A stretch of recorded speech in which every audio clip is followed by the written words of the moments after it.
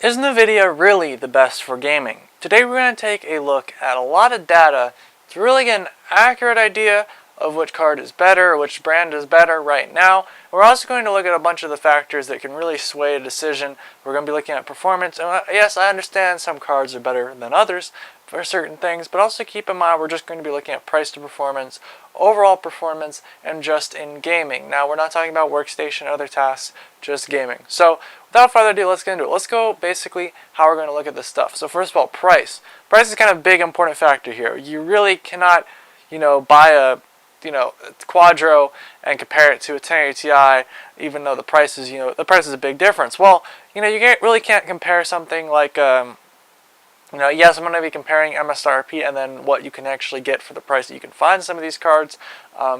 Taking into account that Vega is still extremely above MSRP and you can get a 1080 Ti equivalent. Yes, we're going to compare that, and we're also going to be comparing what the should be at MSRP, which is a 1080. We're going to be comparing those as well, and of course taking a look at a couple other tasks. Yes, we'll take a peek at some workstation tasks, but as I said, we're just trying to determine if the myth is true that Nvidia is better for gaming. So let's move into some of the benchmarks now and take a look at some of the tests to see what actually is accurate, which card is the best.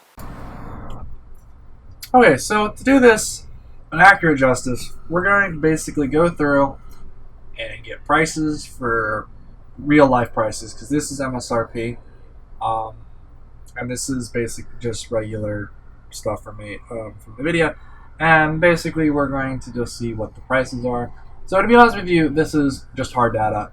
You really can't put biases on data. I mean, you could explain it a different way, but this is basic just information right here. I will do something in opinion right quick. I do personally feel like the shroud on the 1080 looks a lot cooler than the AMD shroud on the Radeon, but I do personally feel like, that's just an opinion. I'll try to call this out when I have one. You do get a couple blows on either side right here. You do get a little bit better details, and honestly, I feel like they're kind of good at their own thing. I will say though that there is definitely a much better market share. That's kind of a lot of people like it, but you can see there's some things that are here that kind of definitely do show it's a little bit better. Especially for the price. So let's talk about that price for a second. We've got a nice little look right here. We've got $510 is right here, and $540 right here. And I'm going to actually Google each one of these prices. So let's talk about this. So I was only able to find this, and I'm a little confused here because I don't think that's right. I'm just going to assume not. But this is the Vega, and this is the only Vega I was able to find that was actually decent. I cannot find the actual default because this, well, that might actually work. That looks like it's about an average price, but $750 is not anywhere near the 540, and that's why I said I don't think that's probably MSRP and not necessarily the Vega. Now let's take a look at the 1080, because in order to give an accurate representation, said Vega 1080, GTX, let's do that. And we'll just take a look real quick. So we've got a nice little look here, kind of the same card, and that's $590.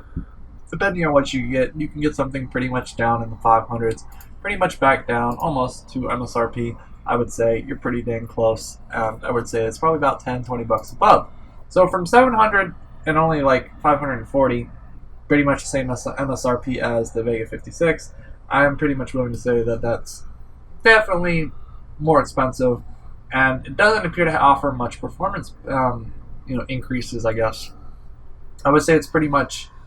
There's a little bit difference. Things look different, and I'm not arguing there. There's definitely some things where it's much better at, but you really can see that it's definitely a 1080. And to think that this is, a new card coming out is kind of a little bit surprising. But there is going to be another Vega. There's actually, I believe, 2 more cards coming out this year. There are Vega gaming cards, and there are no new AMD or Nvidia gaming cards. So to be surprised, it'll be surprising to see what AMD actually rolls out this year. I definitely do feel like there is some room, combat at 1080 Ti even possibly. So let's actually see what 1080 Ti looks like, because that's pretty much the same, price. I guess it's the same thing. And so let's see what we're going to compare. So we got 1080 Ti here. Let's see. So that's basically what we're looking at here, and that's about, that's actually pretty much what you can buy it for as well. So looking at that, for something that you can get for about the same price, it really does kind of show that you're looking at something that is, just as expensive. And so, I mean, I don't think it has the offer me a 1080 Ti option anywhere down here.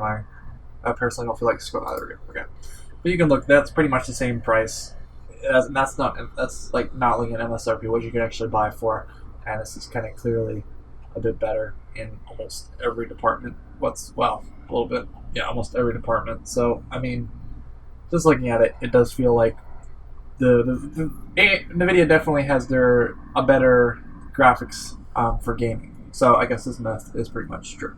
So what did we find? Well, turns out Nvidia, no surprise here, is still the best for gaming.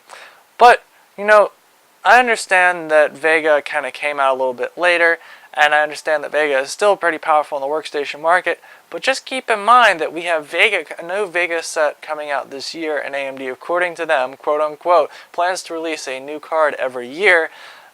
Basically, that means that, yes, while Nvidia does not release a new card this year, they said there will not be any new graphics cards anytime soon, and of course you can take that however you'd like, but I don't think it will be this year. So basically that leaves us at one good kind of situation. We have a good chance for AMD to catch up and of course bring up some nice powerful performance. I would not be surprised to see something of a 1080 Ti equivalent from the Vega lineup, something really high end to compete with Nvidia. Now, obviously, yes, I would say if you're doing just gaming, that's all you plan to be doing forever, well, not really, you can do a couple other things, then I would say just make sure that you go with a Nvidia card. It's just easier, better price to performance, and there's no argument there. You cannot argue with the data. It is definitely better price to performance, and that's just simply the fact of the data.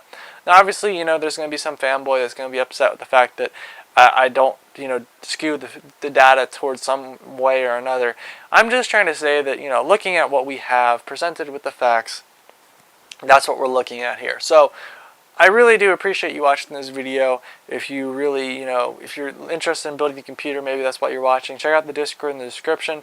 It's a nice little place you can ask for a lot of help and things like that. We got a lot of smart people on there to help you out with that.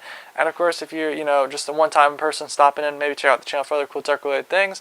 Subscribing is not really something you should ask based off of one video.